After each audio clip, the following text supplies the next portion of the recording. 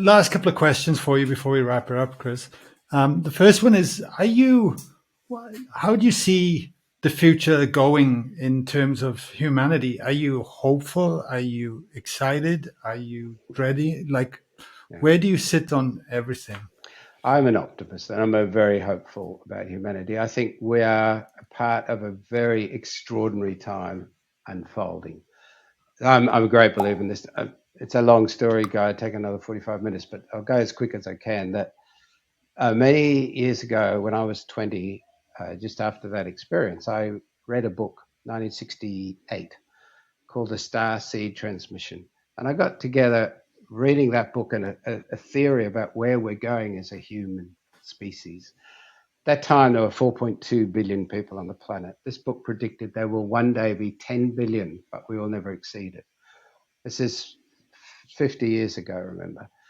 The book predicted all that would happen until 2030. It's been absolutely spot on. This was a prescient piece of channeled work. The guy said I channeled it from the Pleiades, from the stars, and I'm telling the story. And in that book, he talked about the power of 10, 10 to the power of 10 as a paradigm shift or a consciousness change. The smallest thing in the world is a hydrogen atom, physical matter.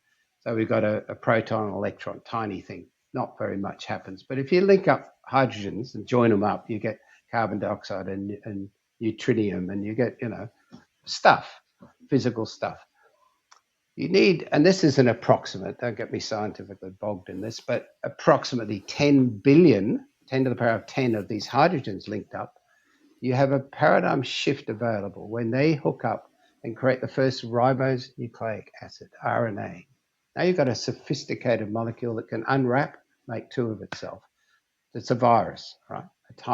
It's a consciousness change from inorganic stuff to something that's now living. Hmm. 10 billion strands of RNA that decide to get together and cooperate will create a thing called an amoeba. A single cell now has a nucleus, has a cell wall, has cytoplasm. It's a consciousness shift. This is a much more complex thing than a single RNA strand. And it's able to move around and eat and separate and, get on with life. 10 billion of those, the frontal lobe of your brain, this area is very intense. 10 billion cells hanging together, a heart, a lung, a kidney, a shellfish, a mollusk, a snail. 10 billion amoebas that decide to cooperate become a very much more complex creature and a much more sophisticated. It's a consciousness shift, paradigm shift. So go back to who we are, Gaia.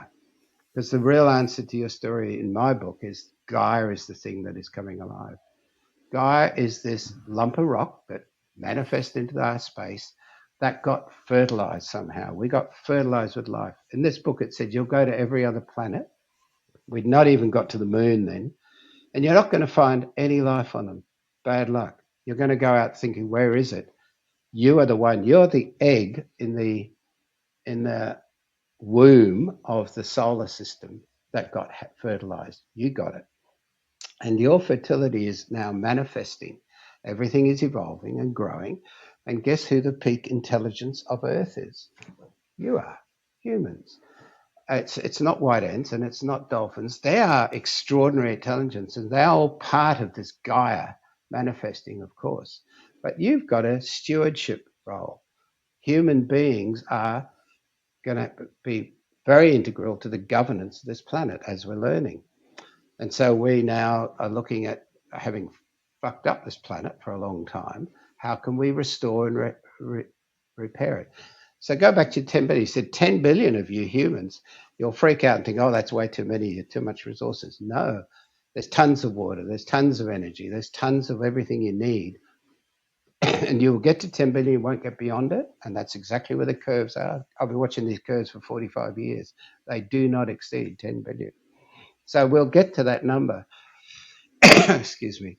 It said at this time, as you approach that number, we're at 8 billion now, you will start to see a web emerge. None of this existed in 1967 when the book was written. A web will emerge which will link everything with everything. And this will become a consciousness of your planet. And you will be searching for your your origins. You'll be putting up SETI, search your extraterrestrial intelligence. You'll be sticking up Hubble and its equivalent, James Webb, trying to see what's out there. Where's mum? Where's dad? Where do we come from? What's out there? You'll start to connect. And this is actually Gaia becoming alive. It's the consciousness of the planet that will start to morph.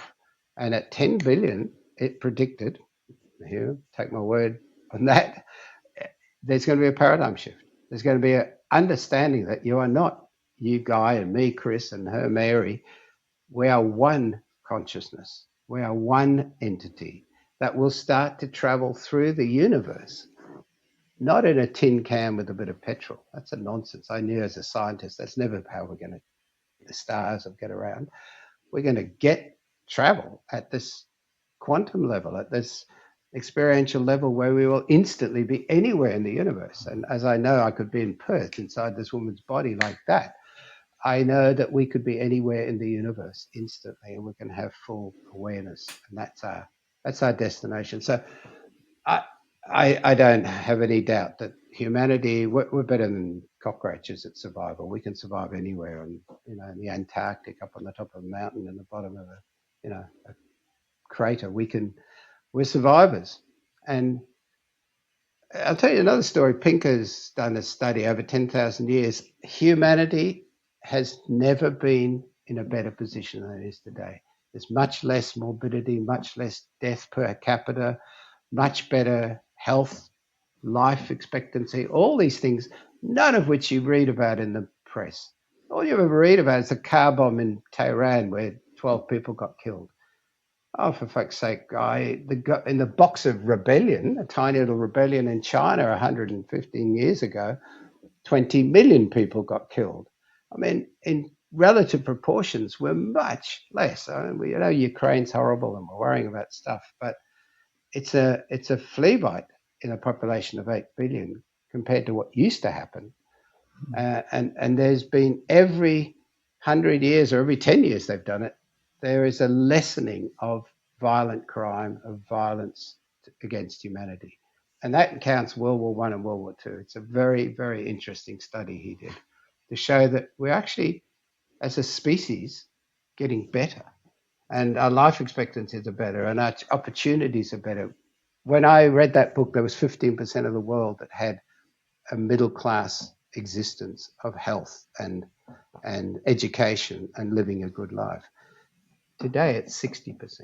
And that was predicted in the book, 60%.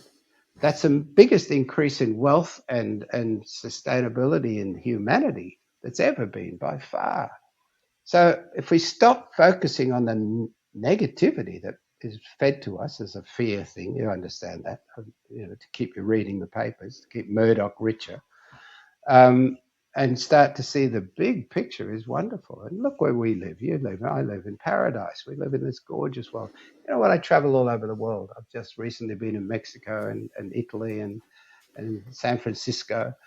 And yeah, I saw some poverty and I saw some sad stuff around the edges. Of course it's there. I'm not denying that. But what I saw was millions of people loving where they are, loving their life, living in paradise, but terrified to pick up the paper because they might read about this horrible thing that's happened on the other side of the planet. Mm-hmm. So where am I? I think humanity is going to do fine. I think we'll get past this fear-laden decade that we're in. And I believe there's a huge hope for us to become citizens of the universe, citizens of the galaxies. I've gone down the rabbit hole, by the way, from a total skeptic thing. It was all bullshit, like I did about natural medicine once and remote viewing. I'm down the rabbit hole of alien contact now and watching out. And again, I've had one tiny experience of seeing three little lights whizzing around in the sky that could not have been explained by anything than some sort of extraterrestrial or some sort of energy that we can't control. Amazing stuff. I saw that when I was in my late 20s in Sydney. But I see so many people having these experiences now. There's so much of this going on. And there are extraordinary stories about people connecting with alien entities and craft that can do amazing things, travel through the universe, travel through time, organic, people with alien contact. Now, they're not all lying. They're not all bullshit. They're not all crap. There's something in that. And while I haven't had that experience personally, I've got to stop being a skeptic. Like I didn't believe people could bend spoons once. And I've seen so much of that. But even though I can't, I don't doubt it. And that to me, there is this, it's a bit of a so what to all of this. So what? So who cares? I mean, it's going to happen or it's not going to happen. It doesn't matter. We just live our lives. We get through the day. But I'm an optimist. I think the world is getting better, despite having some horrible things forced on us by big pharma and blah blah blah. I could give you all the bad stories because I know them personally. I got fucked over by big pharma when I did my tea tree oil business, and we had an example where they completely dishonestly treated tea tree oil, created a headline in Europe to make out it was a toxic, poisonous, dangerous substance. And it was such a lie.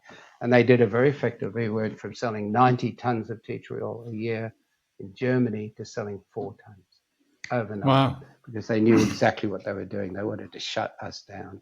And it took me 3 years and millions of dollars of government help to prove that that was all bullshit. And it was 7 years later that a director of you won't name the evil company based in Germany that did the work, but they deliberately set out to scuttle tea tree oil because it was too good, too effective. So I can tell you the bad stories, but let me tell you the good stories far outweigh it, and we should realize that. There's a lot of good in this planet. Yeah, thank you, Christopher. I'm glad I asked the question. I can see that being a highlight reel when I let people know this podcast is out. Truly, that's very inspiring. I've never thought of it like that.